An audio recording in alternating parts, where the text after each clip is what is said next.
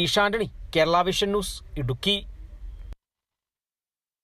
തൃശൂർ ഇരിങ്ങാലക്കുട കണ്ടേശ്വരം ശിവക്ഷേത്രത്തിൽ മോഷണം. ഭണ്ഡാരത്തിന്റെ പൂട്ട് തകർത്താണ് മോഷണം നടത്തിയിരിക്കുന്നത്.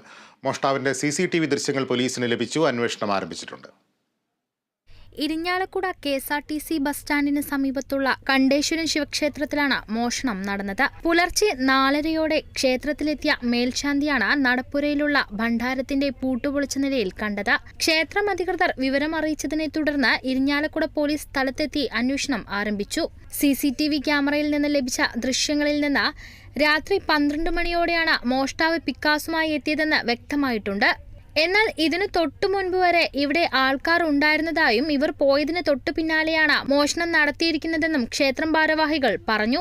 ആഴ്ചകൾക്ക് മുൻപാണ് ക്ഷേത്രത്തിലെ ഭണ്ഡാരം തുറന്ന് പണം എടുത്തിരുന്നത്. ഇതിനാൽ തന്നെ അധികം തുക നഷ്ടപ്പെടാൻ ഇടയില്ലെന്നും 5000-നും 10,000-നും ഇടയിൽ തുക ഉണ്ടാവാൻ സാധ്യതയുണ്ടെന്ന് ക്ഷേത്രം അധികൃതർ പറഞ്ഞു. ദിവസം അവിടെ ഹോളിലൊരു പരിപാടി ഉണ്ടായിരുന്നു. 12 മണി വരെ അവിടെ ആൾക്കാരുണ്ടായിരുന്നു.